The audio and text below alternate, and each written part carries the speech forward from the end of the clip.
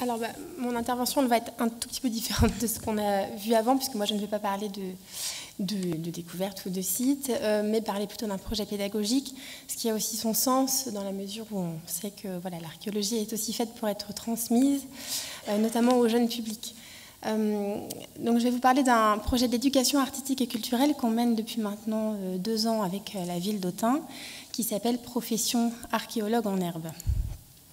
Alors avant de revenir un peu plus en détail sur le contenu de ce projet, je vais juste rappeler rapidement, je vous le promets, ce qu'est un peu l'éducation artistique et culturelle.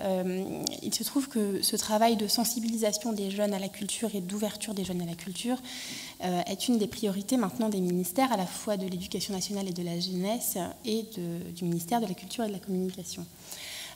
Évidemment, il y a plusieurs enjeux dans ces projets d'EAC, comme je les appellerais. C'est à la fois essayer de transmettre aux enfants un patrimoine commun, essayer aussi de les sensibiliser à l'art en essayant de leur faire comprendre le geste artistique, la démarche de création, pourquoi avoir cette démarche, et aussi s'y initier et développer évidemment la créativité.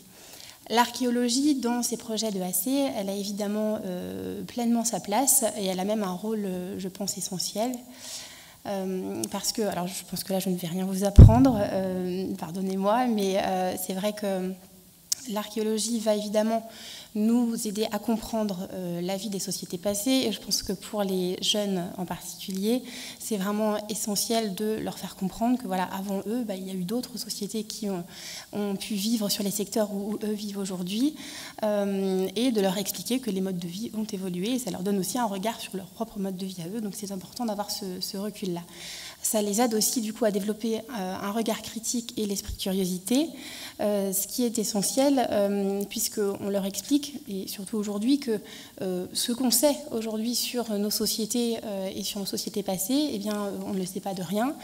C'est que ça part de méthodes, d'éléments tangibles, d'observations de scientifiques, et donc ça leur permet de comprendre de quelle manière on a pu comprendre tout ça et analyser nos sociétés anciennes. Évidemment, on ne va pas se substituer aux matières étudiées en classe, mais au contraire, on va être très complémentaires. Quand on parle d'archéologie, on peut convoquer aussi la littérature, l'histoire, les beaux-arts, les sciences, et ainsi avoir une autre perspective, une autre approche de ces matières. Donc pour les enseignants, ça peut être vraiment quelque chose de très enrichissant. Et puis il y a bien sûr l'ancrage dans un territoire.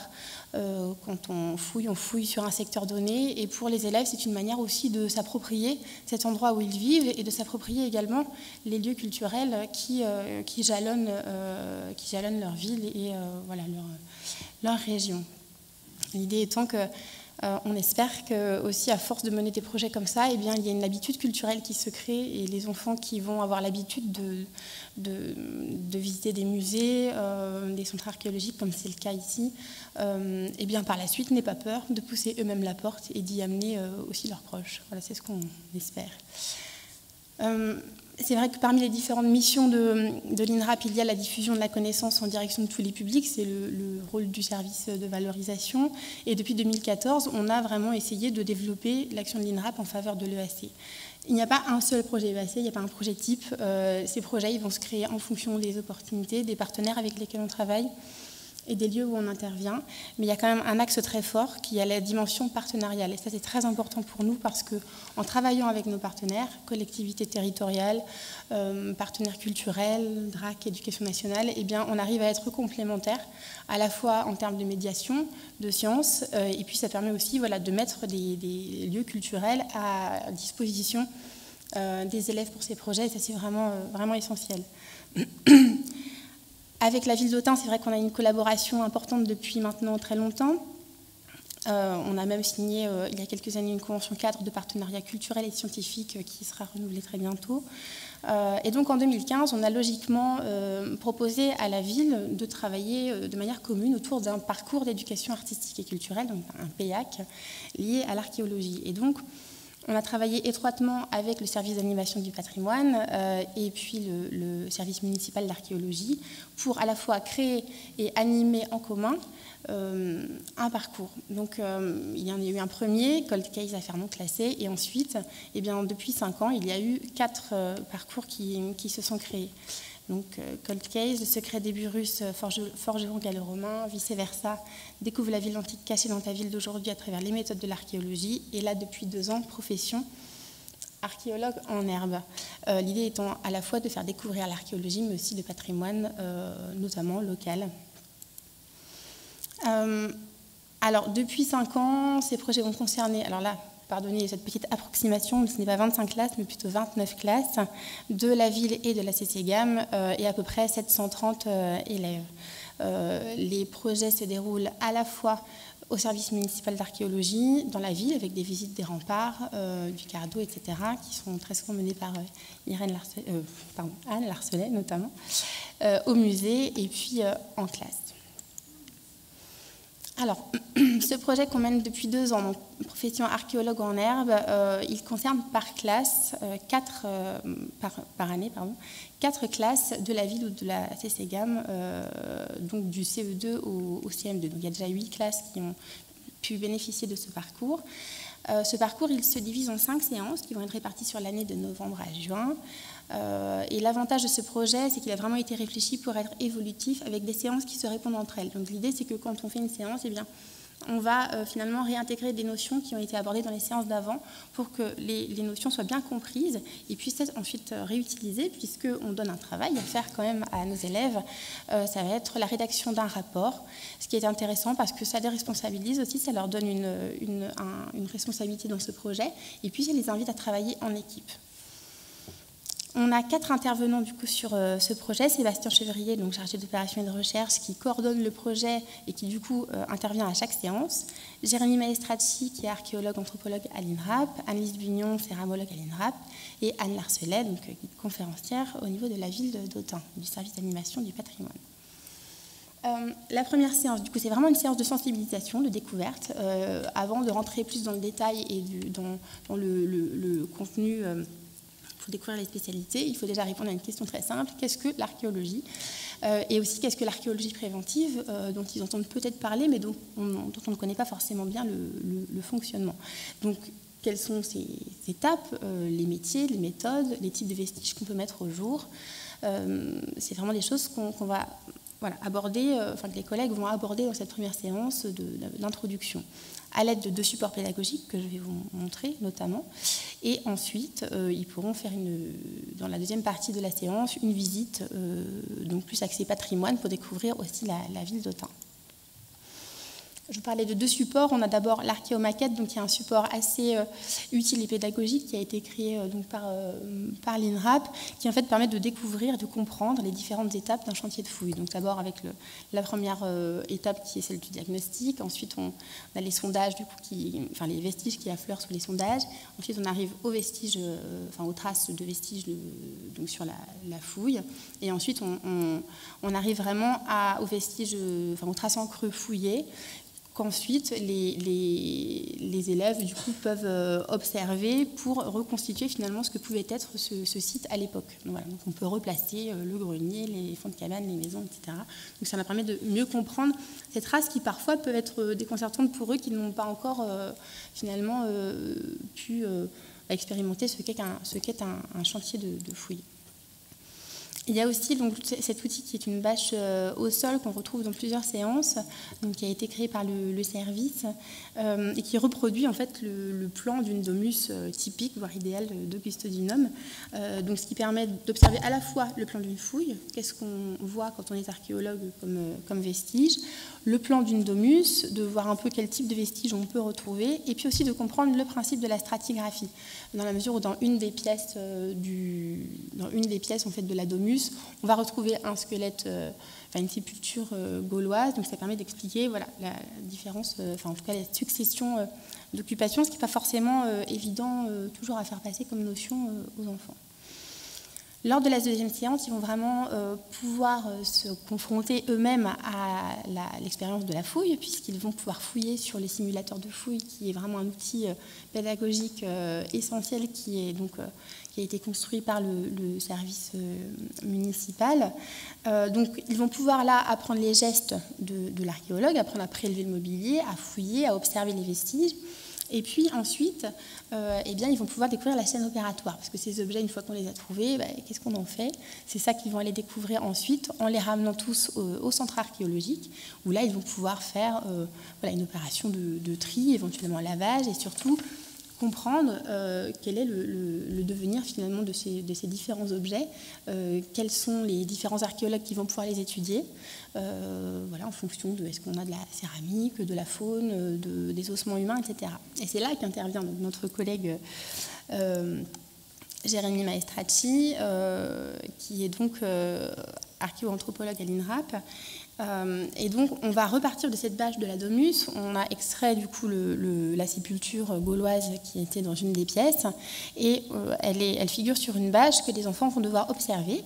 Et ils auront un petit rapport. Alors, c'est un détail, mais c'est vrai que c'est un petit document qui finalement reprend le modèle des rapports de fouilles des archéologues de l'INRAP, et du coup ils vont devoir remplir ce document en faisant leurs observations, leurs analyses, et au fur et à mesure réussir à identifier et à donner un peu une dimension à cette sépulture. Donc c'est vraiment pour une confrontation à une spécialité de l'archéologie qui est l'archéoanthropologie. Dans la continuité, la troisième séance va permettre de découvrir le métier de céramologue, et ensuite découvrir le musée. Donc, pour ce faire, mes collègues, donc notamment Anise Bugnon, elle a réalisé deux supports qui sont vraiment très ludiques et très adaptés. Deux supports qui vont finalement s'adapter à la visite au centre archéologique et aussi à la visite au musée. L'idée est de découvrir le métier de céramologue. Déjà, qu'est-ce que c'est qu'un céramologue, quel genre d'objet il va étudier, et puis de quelle manière il travaille, quels sont ses outils, etc. Et ça permet d'aborder énormément de sujets, puisqu'on peut parler à la fois de la chaîne opératoire, comment fabriquer une céramique, quelles informations les céramiques vont pouvoir nous donner en termes de datation, de compréhension des sites, etc. Et on va repartir de cette bâche dont je vous parlais tout à l'heure pour finalement essayer de relier ces objets qui sont parfois peu connus des enfants ou peu vus, et donc on va les relier en fait aux différentes pièces de la maison pour leur donner un peu plus d'existence. D'ailleurs, on suit dans ces documents deux petits personnages, Caius et Agrippine, qui permettent aussi aux enfants de s'identifier un peu et de se projeter dans ces études-là. Le deuxième document va être utilisé au musée. En fait, les objets qu'on aurait pu trouver dans la Domus, eh bien, il va falloir que les enfants aillent les chercher dans le musée, les identifier. Et je trouve que ce qui est vraiment intéressant dans cette démarche-là, et là je trouve que l'approche de mes collègues est vraiment intéressante, c'est que c'est pas seulement apprendre du contenu théorique et des choses à apprendre par cœur, mais c'est surtout apprendre à regarder, apprendre à découvrir le musée. On est vraiment là dans une approche de sensibilisation et d'éveil de la curiosité. Donc quand ils vont aller dans le musée, finalement, ils vont devoir rechercher les objets, certes, mais ils doivent surtout apprendre à trouver leur place dans cet espace et à donner une existence à leur propre regard. Donc ça veut dire se découvrir la muséographie, qu'est-ce que c'est, pourquoi on a choisi de placer tel et tel objet de cette manière-là, pourquoi on a choisi de les mettre à côté les uns des autres, de les organiser de cette façon-là, comment aussi on a pu choisir de restaurer une œuvre de telle ou telle manière. Donc c'est une façon, pas seulement théorique, mais assez finalement sensible de découvrir ces espaces culturels. Et donc déjà que je parle vite, vous allez m'en vouloir. Donc les deux dernières séances vont se dérouler en classe. Je vous disais que les enfants devaient rédiger un rapport. Je je mélange les mots, rédiger un rapport. Donc là, lors de l'avant-dernière séance, donc Sébastien, ou l'archéologue qui coordonne le projet, va aller en classe pour revenir un peu sur le travail de l'année, faire un débriefing, et puis leur donner des pistes de rédaction, voir si tout a été compris, s'il y a encore des choses à mettre en avant. Suite à cela, les élèves vont rédiger leur rapport, le renvoyer pour relecture et correction. Et ensuite, eh bien, ils nous enverront une version définitive. Donc c'était vraiment très chouette l'année dernière de voir ces travaux-là, parce qu'ils se sont vraiment tous beaucoup investis dans ce travail. Et pour eux, c'est vraiment très valorisant que les archéologues aussi reviennent vers eux et valident leur travail. Ça rend les choses vraiment très concrètes. Et puis, voilà, ça donne une certaine importance à ce travail-là. Et du coup, la dernière intervention bilan, en fait, se fait à l'occasion des Journées nationales de l'archéologie, aujourd'hui Journée européenne de l'archéologie, où en fait on va remettre à chaque élève un exemplaire du rapport qui a été réalisé par la classe, une pochette cadeau quand même pour récompenser tout ce petit monde de tout l'investissement de l'année, et puis évidemment un diplôme de la Truyelle d'Or pour acter quand même la réussite brillante de ces exercices. Voilà, donc je tenais vraiment à remercier tous nos partenaires qui ont rendu possible ces projets, avec qui on travaille très souvent. Donc évidemment tous les collègues du service municipal, du service d'animation du patrimoine de la ville, et puis bien sûr tous les intervenants, parce qu'on a vraiment de très bons retours des élèves et des enseignants. Et c'est évidemment grâce à vous tous. Voilà, donc merci beaucoup et merci de votre attention.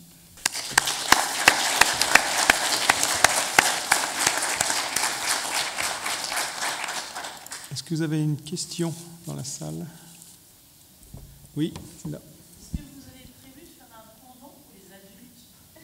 Parce qu'en plus, les adultes sont sensibilisés. Si le jeune dit moi je vais faire archéologue, ce sera plus facile pour eux.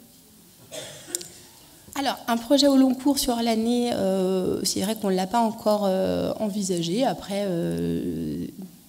je vous disais, en fait, il n'y a pas un projet EAC, il y a toutes sortes de projets EAC. Donc voilà. Après, il faut savoir qu'il y a aussi des événements nationaux qui sont aussi là pour permettre ces moments de découverte-là, notamment les journées européennes de l'archéologie, à l'occasion desquelles il y a beaucoup de sites qui sont accessibles, genre les chantiers. Alors, de plus en plus, on fait justement des portes ouvertes de centres archéologiques. Même nos portes ouvertes de chantier, en général, elles sont quand même aussi axées sur la découverte des métiers, des spécialités. On essaie de plus en plus de le faire comme ça, parce que l'aspect coulisses et découverte de qui fait quoi, finalement, c'est parfois aussi intéressant et en tout cas moins intimidant pour les personnes qui parfois veulent juste découvrir ce que c'est que l'archéologie. Et donc au contraire, c'est une approche qu'on développe de plus en plus. Et quand on fait des portes ouvertes de centres archéologiques, on permet justement aux gens de faire des visites des centres avec une découverte des différents métiers. Voilà.